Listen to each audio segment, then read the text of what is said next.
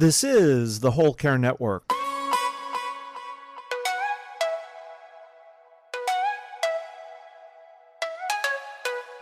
Helping you tell your story one podcast at a time. Content presented in the following podcast is for information purposes only.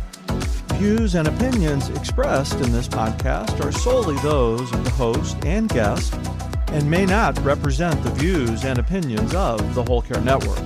Always consult with your physician for any medical advice, and always consult with your attorney for any legal advice. And thank you for listening to the Whole Care Network.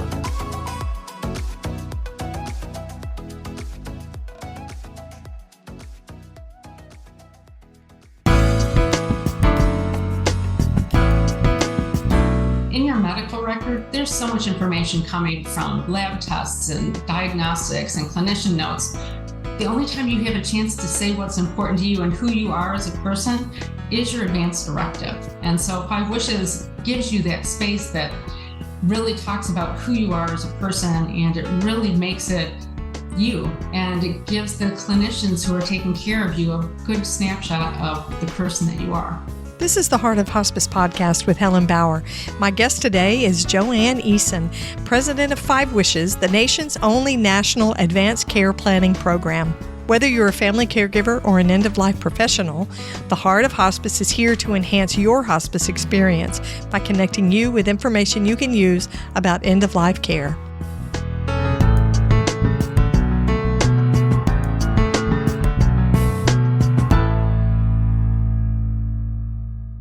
The sponsor for this episode of The Heart of Hospice is National HME. National HME is a direct service hospice durable medical equipment company. Using their proprietary software, Hospice Cloud Pro, providers can enter new patient information, order equipment, arrange pickups, and obtain real-time reporting, including order status and much more. National HME excels at providing service with care and empathy. To learn more, visit nationalhme.com.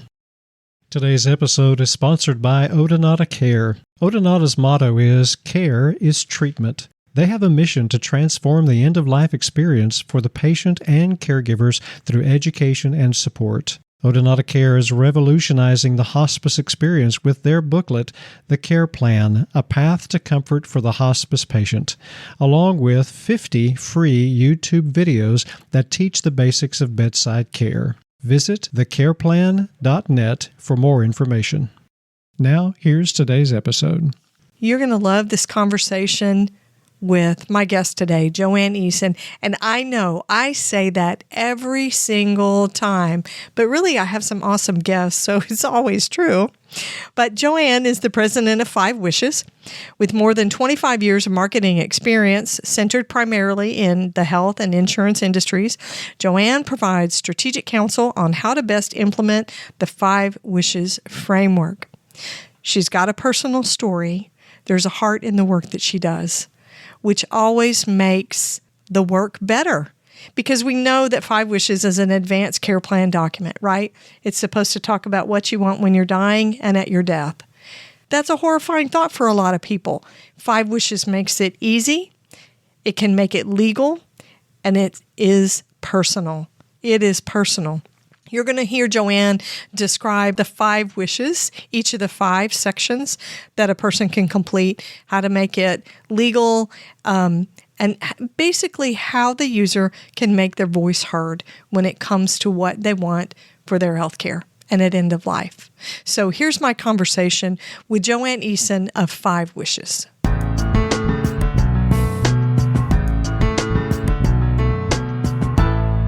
Joanne, it's great to have you on the podcast. Welcome. Helen, thank you so much. I am so excited to talk to you today. So we've been talking about movies and that kind of thing, getting to know you a little bit personally. So I want to ask you an icebreaker question that is personal. I didn't send it to you ahead of time, so you're going to get blindsided by this one. So when you're in a bad mood, Joanne, or you've had a rough day, what's the one thing or one person, who's the one person that instantly makes it all better for you?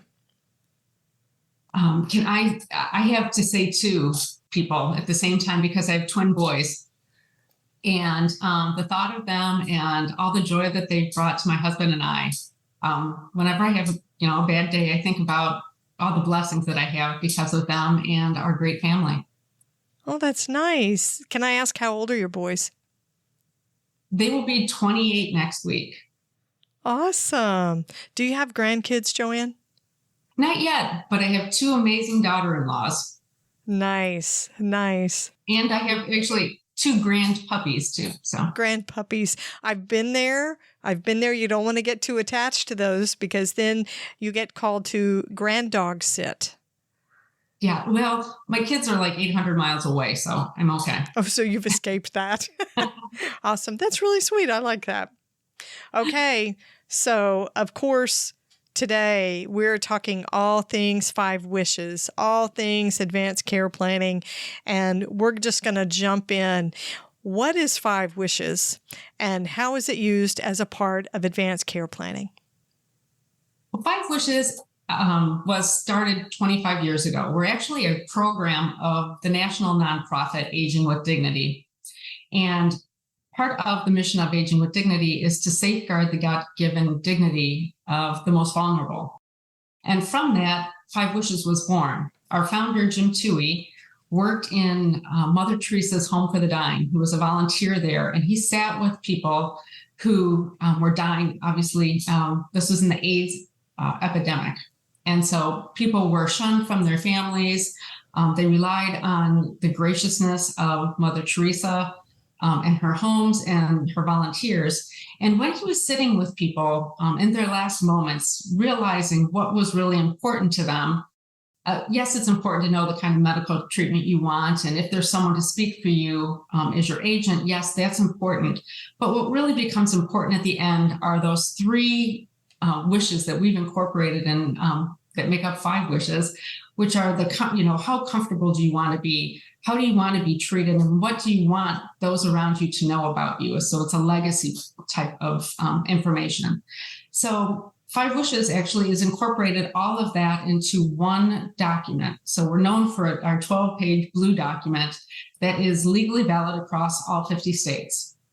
So when it's signed and witnessed as a living will, advanced directive should be, it becomes your voice if you can't speak for yourself.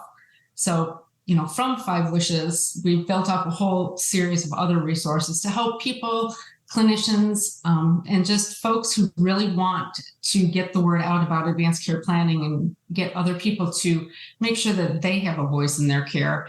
That's what we do. And that's what 5 Wishes is. So 5 Wishes has been around for a while, for 25 years. That's a long time in the healthcare world. What do you think is the secret to its longevity and the popularity of it? It's not a complicated document. No, and I think that's what makes it shine. It was developed through a series of listening tours to talk to people to say, what's important to you? And it wasn't that 5 Wishes, we knew 5 Wishes was going to be the document, that was going to come from this. It was listening tours about what was important to people 27 years ago. And they wanted to make sure they had a say in their healthcare. They were growing older. They knew that, eventually something might happen, but who's going to have a say? And so from that, our founder, Jim Toohey, developed 5 Wishes with the help of the American Bar Association, as well as other palliative care providers around the country. And what has really made it special is that it was for the individual. It wasn't supposed to be a top-down document that was given to you from higher authority. This was something that you took to your family. You sat around the kitchen table and you talked about what was most important to you. And you documented it, and it was a roadmap for your family. So it just became that one little piece that gave people the confidence to have that voice. Because if you think about it, in your medical record, there's so much information coming from lab tests and diagnostics and clinician notes. The only time you have a chance to say what's important to you and who you are as a person is your advanced directive. And so 5 Wishes gives you that space that really talks about who you are as a person, and it really makes it you. And it gives the clinicians who are taking care of you a good snapshot of the person that you are. I think it's so important to touch back on the fact that you said Five Wishes is not a top-down document. So many of the forms that we get are things that our hospitals issue to us. Their legal teams have gone through them. They've been carefully crafted because it deals with liability and it deals with clinical situations. And really, it's about the facility. It's about the provider. Five Wishes is different because it's totally an expression of the individual. It's the individual's voice. Right. And well, as it is with the other documents and the documents that, health systems provide or that everyone can get for free from their state, those are available. Those really just talk about who do you want to have speak for you if you can't speak for yourself, and what kind of medical treatment. They don't go into anything else that really defines the values that you have that go into informing those decisions that you've made earlier. So, yes, health systems will pass out advanced directives, and several of them, and actually more than several, a lot of them use Five Wishes because their goal is to make sure that people have a voice. And they know that Five Wishes is easier for them to complete because there's really no legal jargon in it. There's no medical jargon. It's written at a 7th grade level. So it's really easy to understand. And it really kind of becomes like a table topic type of game when you start thinking about the document. What kind of comfort care do you want? Well, how much pain medicine do you want?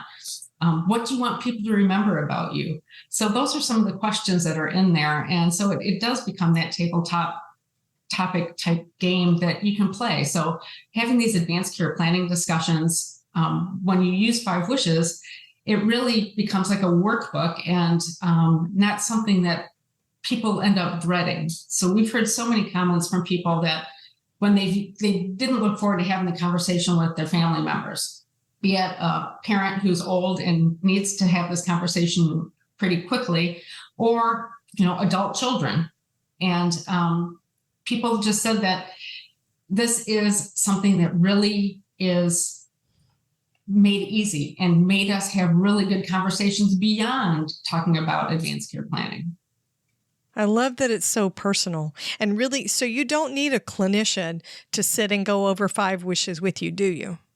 You don't. We made it so it was supposed to be easy. However, when you're talking about people who have serious illness, there's a lot of complications that get into those discussions. And there's a lot that the clinician needs to explain to the patient and the family. That's when it is appropriate for clinicians to really be involved. As soon as there is a diagnosis of a serious illness, yes, have that conversation with your clinician. And it's not just one time, it's a continuous conversation because diagnoses change, especially when you're seriously ill, they can go fast. So this isn't something that's a static conversation, happens once or happens, a couple times in your lifetime. This is something that should be revisited quite frequently. Right. There's several different occasions when you would want to revisit your advanced care planning. Like when the person who's going to be your spokesperson changes, when you have a change in your health status.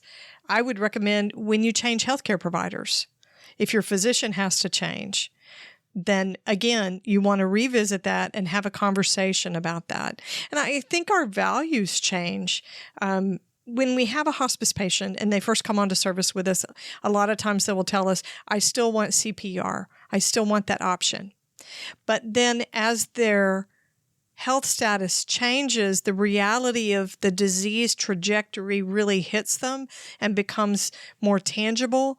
Then they start realizing this isn't an appropriate choice for me. And so with hospice patients, we may be having those conversations more frequently and with the chaplain to assess their spiritual beliefs around CPR and going back to the hospital and all those advanced directive concerns. Social worker's going to be talking about that, and then the nurse is going to be handling the clinical pieces. There's a lot that goes into it, and touching back to that to see if that's what you still want is really important.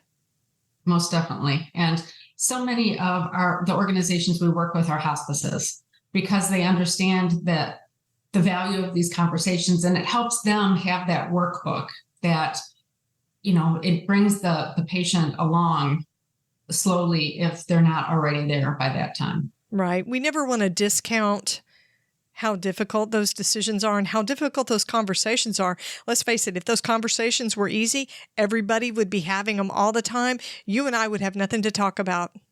Exactly. Right? I'd be having 5 wishes about something else. Exactly. Exactly. If it was easy to do, everybody would do it, and there wouldn't be all this angst around it, and all this heavy emotional conversation, because sometimes it is a very heavy conversation.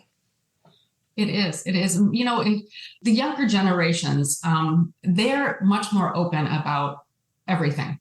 So nothing seems to be taboo with them. So I'm very hopeful that students that are in college or just graduated high school, they're going to start having these conversations because this isn't taboo to them anymore. Nothing is shocking to them, and they're very authentic. So I think that, give us another generation of 20 years from now, these conversations will probably be much more readily available, and people want to have them and do them more comfortably.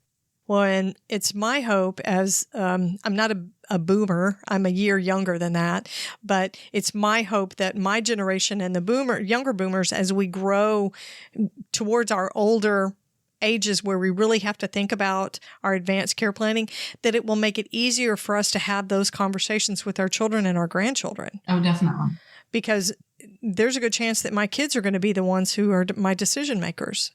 Oh, that's so true. And, I always say when students go away to college or they get their driver's license at 16 or 17, depending on the state, the first thing they're asked is, do you want to donate your organs? Right. And that's great, because then they're giving a separate gift to 8 different people. Why not take it a step farther and say, let's talk about advanced care planning, because you're already thinking about if you have a demise. So let's talk about the gift of peace that you can give to your family. Right. Right. So signing the back of your driver's license or whatever it is in your state that the way you designate it, that's a little bit of advanced care planning right there. Right there. So we're starting. Yes. It opens that door just a little bit. So 5 wishes, we're talking about it like it's just a piece of paper. It isn't just a piece of paper. There are different formats that 5 wishes comes in. Can you describe those for me?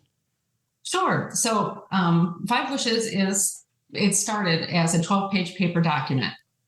It grew into a larger paper document because we started getting translations of the document. And to get our translations or our bilinguals, we had to have English and the native language next to each other. So they went from 12 pages to 20 pages. And today we have 32 languages available, as well as Braille.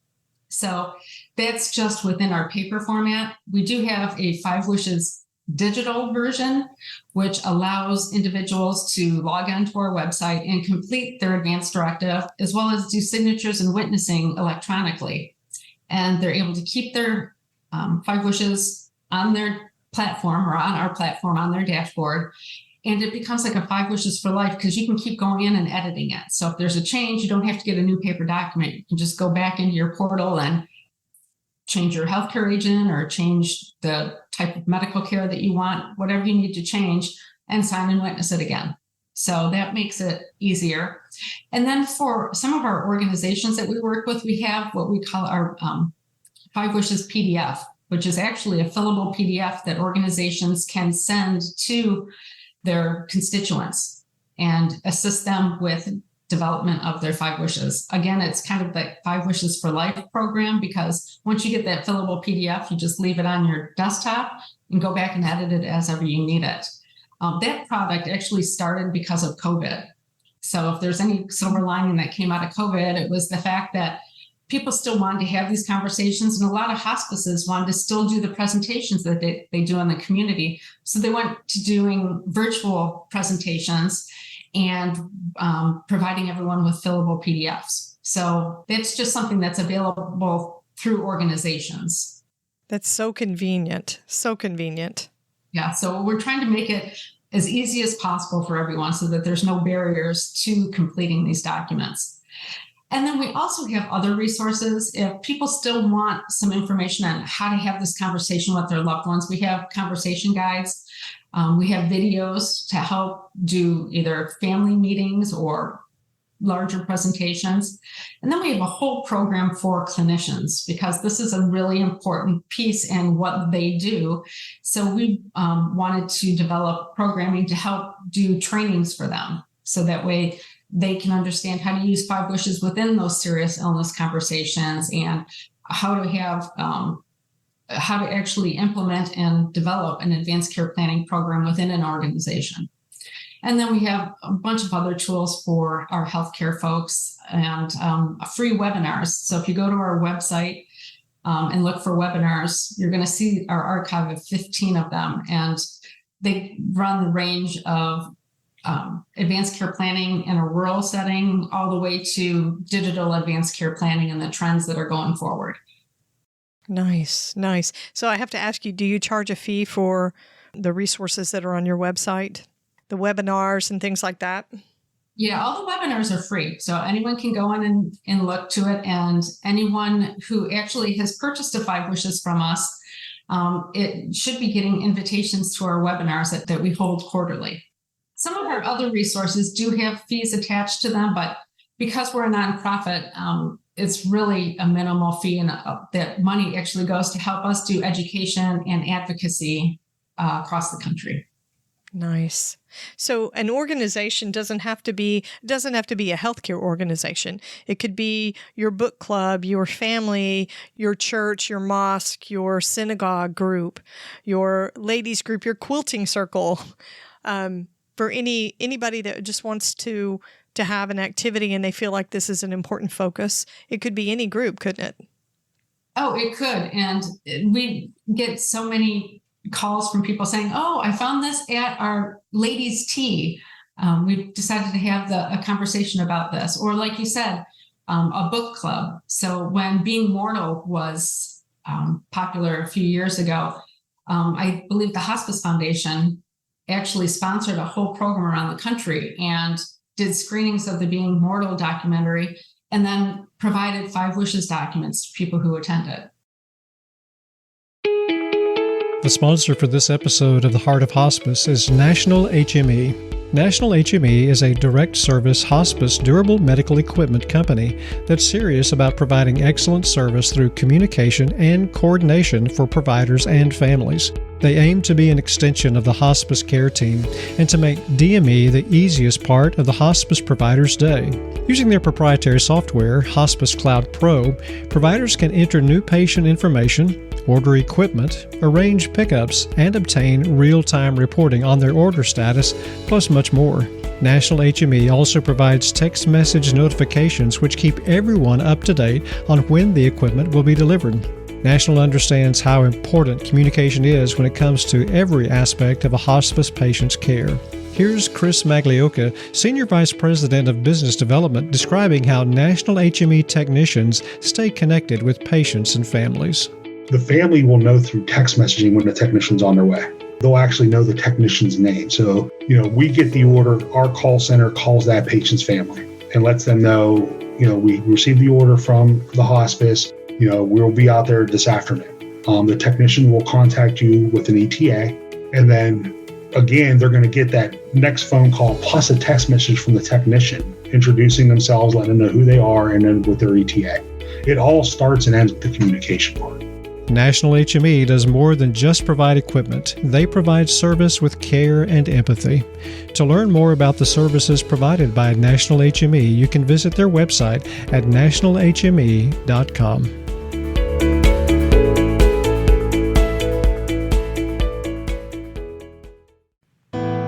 This episode is sponsored by Odonata Care. Odonata Care founders Nancy Hireman and Brenda Kazire have crafted a 32-page booklet called The Care Plan, A Path to Comfort for the Hospice Patient. Here's what certified hospice and palliative care nurse Helen Bauer says about the Odonata Care booklet. As an end-of-life educator and advocate, I'm always on the lookout for great resources to share with caregivers and anyone dealing with a serious illness. The care plan from Odonata Care has features that users can access anytime they need it. There's information about the symptoms we commonly manage at end of life, like pain, anxiety, shortness of breath, and secretions.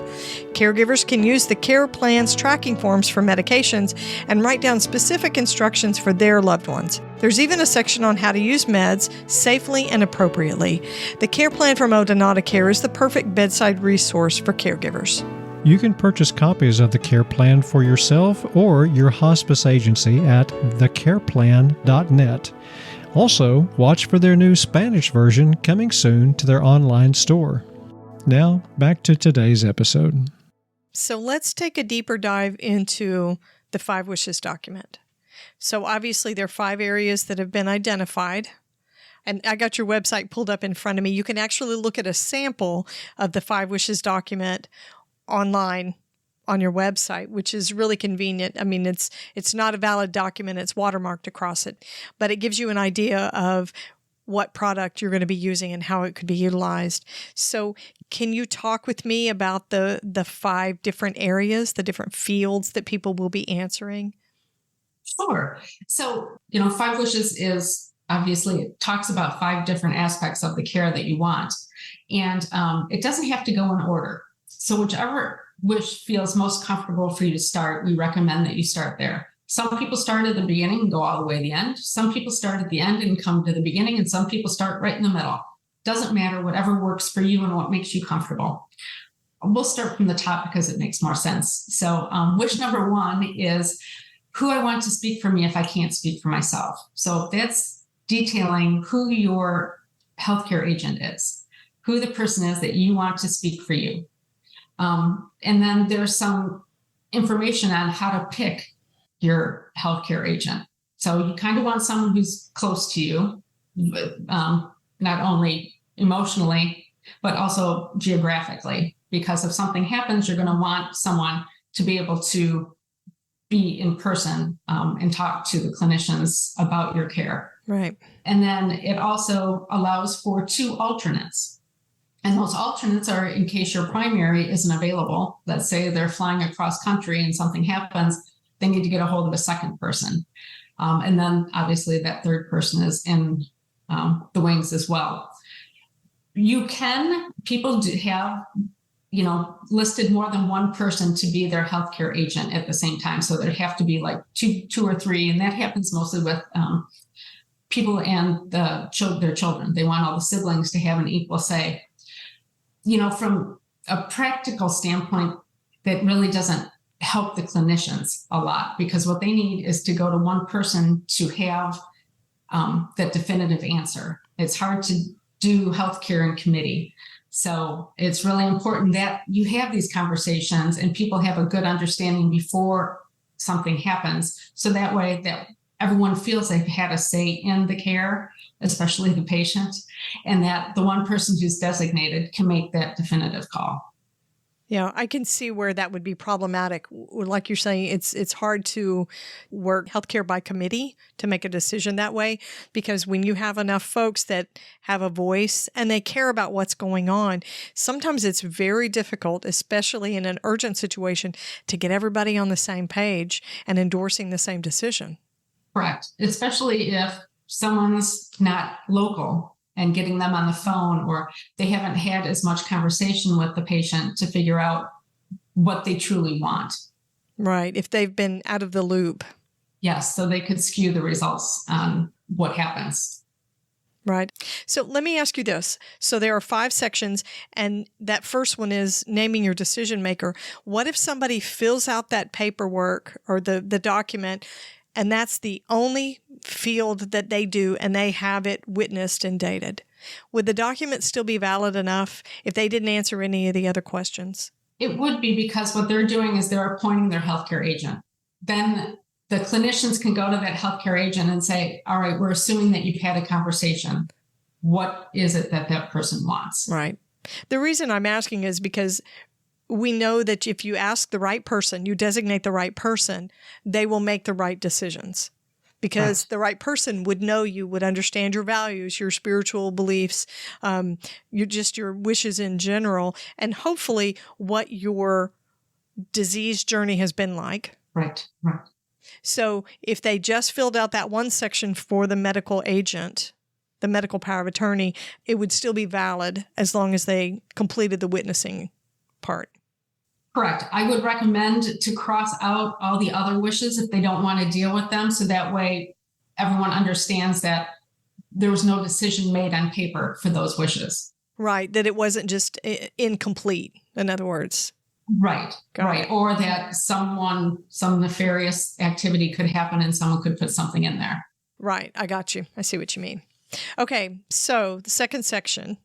Yes. So the care you want or don't want to have. So, and it's important to say having and not having, because both of them are equally valid.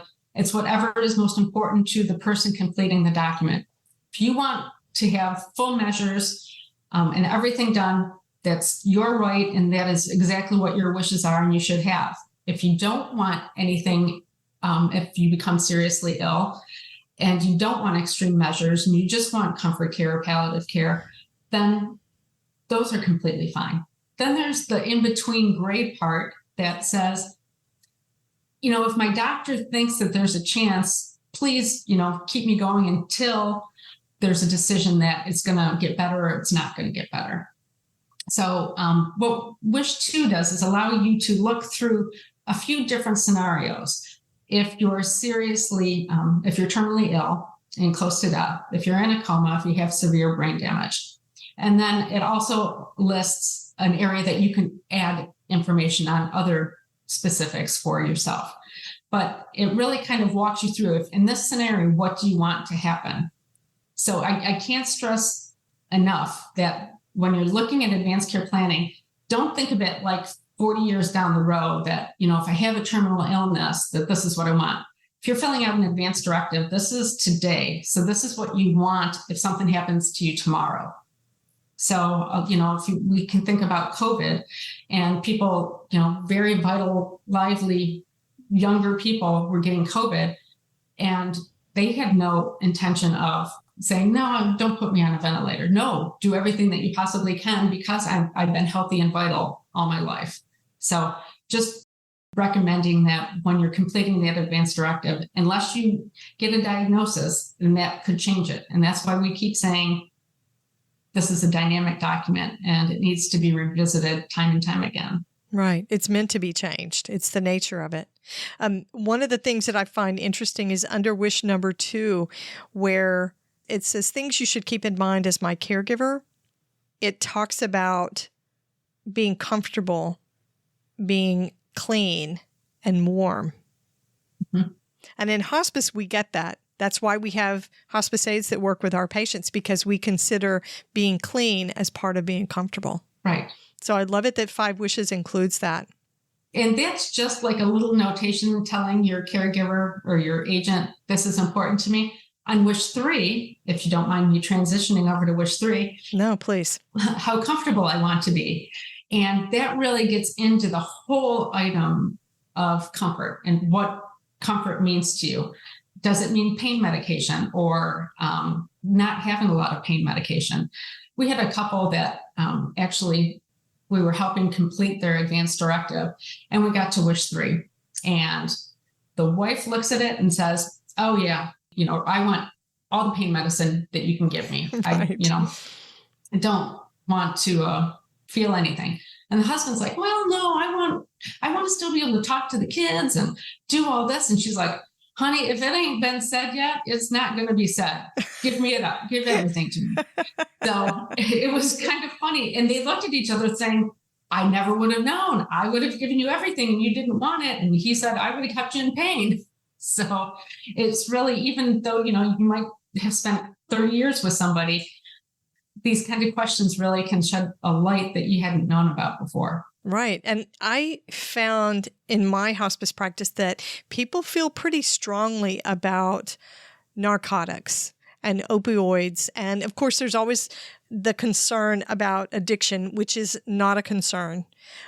There is science backing it. Fewer than 1% of the people that use opioids for true pain management become addicted. Mm-hmm. Right? But we never discount that concern when it comes to patients and families. It's real. Maybe you have a history of substance abuse. Maybe your spouse has a history of substance abuse. We want to make sure that we respect that. Maybe living through pain and experiencing suffering is a cultural aspect that you embrace and it's important to you. It just depends. So I love it that there are these options. And it's comfort, not just pain medicine. They also talk about depression, nausea, shortness of breath, hallucinations, things like that. Right. It gets into the whole bailiwick. Yeah, body, mind, and spirit, actually. It goes as far as to talk about religious or spiritual readings as well. Very nice. Okay, wish number 4. This is kind of a short one. It is, and it kind of is a great transition from 3 to 5 because it really talks about how you want to be treated. And so it, is what kind of prayers that you might want at your bedside, or if you want people to visit you, what kind of things do you want around your bed or your home? And kind of going back to that comment on, having people visit you. Once in a while, we will get people that send their 5 wishes back to us thinking that we're a repository, which we're not. So if you complete your 5 wishes, please keep them for yourself.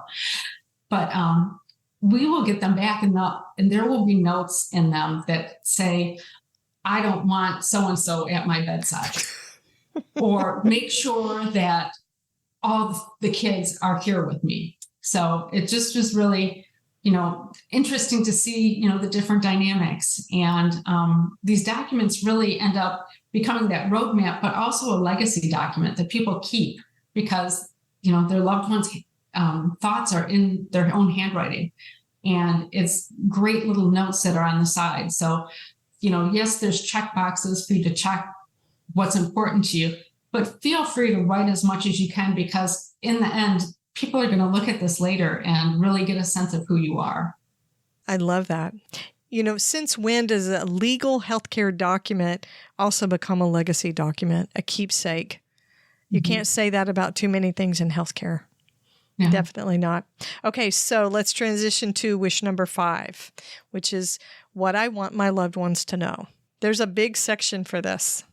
There is, because this is the legacy. This is talking about, and this is the heavy stuff to me. This is, I want you to forgive me for anything that I've done. And I want you to know that I forgive you. And every time I say that, I get goosebumps because I think that is so important because we've seen so many, and we probably all know episodes of families that are torn apart before a passing. Sure. But at the end, they all come back together. And families and loved ones are meant to be together, and death shouldn't tear relationships apart. So I think that that's really important for people to really think about, what happens when they're gone. And then that's another part of 5 is that, knowing that there's going to be grief, but knowing that what you want people to know is that to remember you with joy. That's one of the items in there. And then there's also that, if this is too much grief, you please seek counseling. So it's like giving you permission that, it's okay to grieve, but if this has got too much, please go see help, look out for yourself. Yeah. And then, it really then talks about, your burial and leaves just 2 lines to give direction on that. So this is kind of for me where I've gone haywire. So I've completely planned my whole funeral. I've got it down to the music, the readings, the location, the pallbearers, you name it. It's all complete. You can go as crazy as you want to in this last part. I love that. So here's an interesting piece that as a hospice nurse, I would really value because this is a message specifically to that decision maker. And it says, I wish for my family and friends and caregivers to respect my wishes, even if they don't agree with them. Yes. And I think that should be stamped on each one of the wishes. Yeah, I would have it tattooed across my chest. It doesn't matter if you don't agree with it. But absolutely, I think that's true. There's so much pressure on family members who've been designated as decision makers. And what I've always counseled those family members is that you're not actually making any decisions. The decisions were already made. You're just following instructions. Right. And what a relief that is. Mm-hmm. You don't have to figure this out. He or she did. Your mom already told you. She's got it written down. Just follow the directions. That's all you're doing. Right. Yeah. Exactly. Yeah. You just become the microphone. Exactly. I think it does make it easier and maybe reduces some of the conflict that they might experience morally or spiritually if they didn't embrace the same faith system or value system. You didn't have to embrace that same faith or value system. All you have to do is respect what theirs was. Correct. Yeah, to be able to make the decisions. Yeah. There's been some research, too, for caregivers that if an advanced directive has been completed by a person who passes, the caregivers have less anxiety, less grief, because they know that what they've done is protecting the legacy of the person that they loved. Right. Less moral distress. I also think that each one of those decisions, I call them micro decisions. When you're caregiving, it's exhausting. It is exhausting because you're filtering it through a brain that's overcome with grief. And you can have anticipatory grief for somebody that you hated, somebody who was abusive to you, that you did not have a good relationship. You might still end up being a decision maker for that person. And the grief is there either for the relationship that you didn't have or for the one that you should have had, all of those things. And then you're supposed to filter your decisions through that at the same time. Good luck with that. Right. So I think there's so much pressure on being a medical power of attorney. I've experienced that personally, and it did not look pretty. It did not look pretty. You sleep deprive me, I get very, very cranky. And if you pressed me on something, I'd probably tell you my social security number and give you a kidney. I'm just, I'm that kind of caregiver. So to have it written down, wow, what a gift. Yes, it really is. And, I look back at when I lost my mom. It was 28 years ago. I was 4.5 months pregnant with twins. So she was living in her home with hospice. It was beautiful. We had the most beautiful conversations for a month. So she, was on hospice for a month. And this was before 5 Wishes was a thing. But we had these conversations. So this isn't something that you need a document. There's no special document. This is just having a person-to-person conversations and just respecting the dignity that we all have, that is inherent in each of us, and that we want to love and hold and cherish people all the way till their natural end. So your mom was receptive to having those conversations with you? Very much. And, my dad was too, even though my dad was very, very strident and very strict. When he passed, we had really good conversations about what was important to him. And he actually went into hospice too. Nice. I remember he just couldn't say enough about the goodness that hospice brought, all it just took everything off of our shoulders, all the worry, because someone was always there to help us through, difficult conversations. There was always a nurse to call. There was always a chaplain there to help guide us spiritually, to make sure that, they were getting the spiritual balm that they needed, and all of us needed. Do you think that if you guys had not had such a good experience with your mom with hospice, that your dad would have been open to the idea for himself?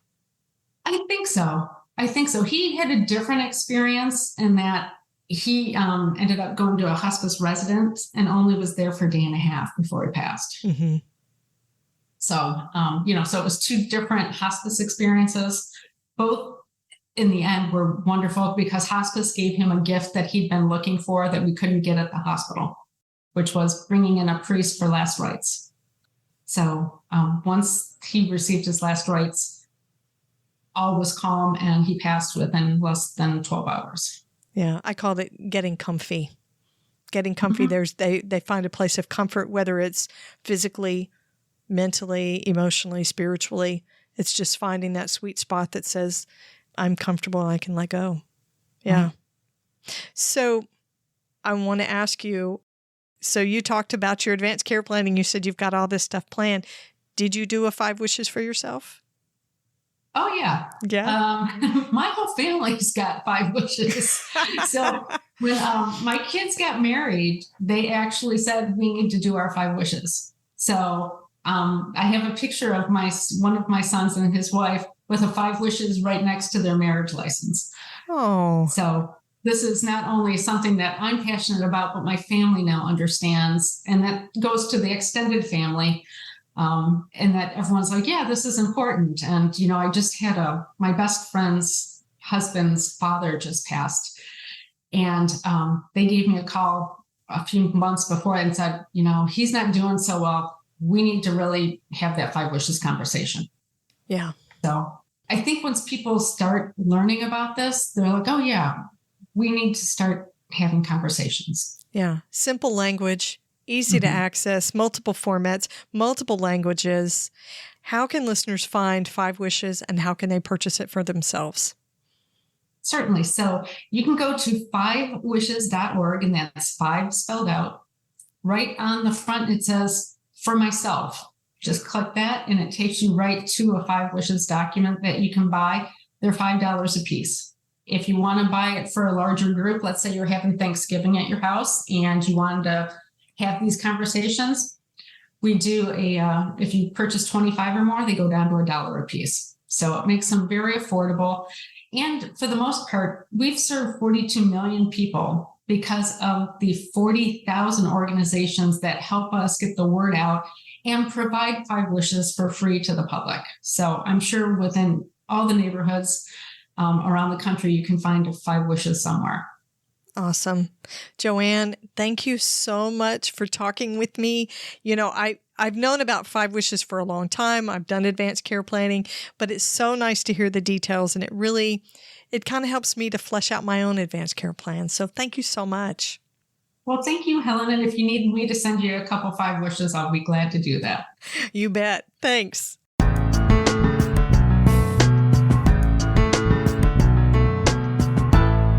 So you see, there's a heart behind the story.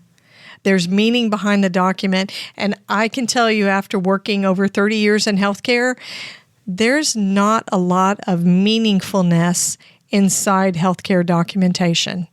I can hear it now. All you listeners who work in healthcare, everybody just said, that's right. And they raised their hand. It's the truth. There's no meaning in that documentation. We don't get purpose from that. Nobody ever went into healthcare, into nursing, chaplaincy, social work, medical care, because they love documentation. That's not a thing. That is not a thing. So 5 wishes brings the heart and the spirit and the individualization, the personalized side of things as an advanced care plan document. 5 Wishes, the organization, is part of Aging with Dignity. It's a bigger organization. And the 5 Wishes document was developed through a set of listening tours to learn what was important to people. In fact, their founder, Mr. Toohey, was with Mother Teresa in the work that she did, which is amazing, even to rub elbows with that kind of benevolence and incredible work. It must have been amazing to witness that. 5 Wishes gives the person who's writing it an opportunity to share their values and what's important to them, not just ventilators and whether you want a feeding tube. It's more than that. It's more than that. It's about how to keep them clean, how to keep them comfortable. How comfortable do they want to be, which I think is a very big concern for a lot of people.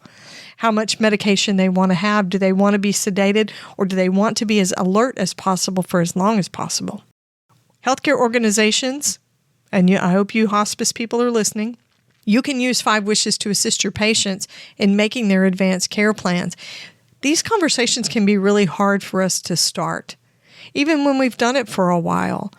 Patients and families are often not receptive. Those conversations can be awkward, especially when you're first getting to know somebody. But what we know about hospice patients is they're not always on our service for very long. I think it's 50% of hospice patients, Medicare hospice patients, are on service for 2 weeks or less. That's not a lot of time to get to know people. 5 Wishes is a great document and tool to have those conversations in a way that's a little more gentle and doesn't feel like you're just talking medical jargon at them or using legal terms that they don't understand. And if you need help learning how to utilize that and how to fill out 5 Wishes, the 5 Wishes website has a lot of free resources and free webinars. Some of their stuff, yes, they charge a minimal fee, but most of their resources are free. You can use a digital version of 5 Wishes, and here's the great thing about the digital version. It can be updated. It can be updated with information as your wishes change, and then you have it witnessed again, right? Have the update witnessed, and you've updated it. It's a living, breathing document, which is what an advanced directive should be. Advanced care planning should be a living, changeable document. I hope you enjoyed this conversation with Joanne. She brings her heart to the work that she's doing, and that makes all the difference. Be sure to catch the next episode of the Heart of Hospice podcast. You can find more episodes on theheartofhospice.com, and don't forget to subscribe on your favorite podcast platform. You can connect with the Heart of Hospice on Facebook and Instagram, and send your questions or comments by email to helen@theheartofhospice.com. And remember, no matter who you are or where you are in your hospice journey, you are the heart of hospice.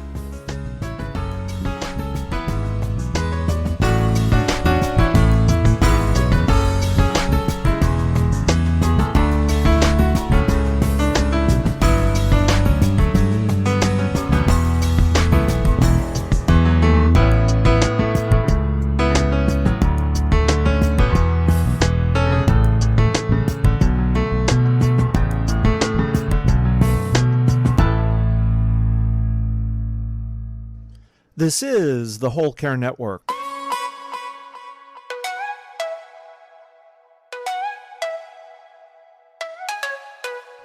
Helping you tell your story one podcast at a time.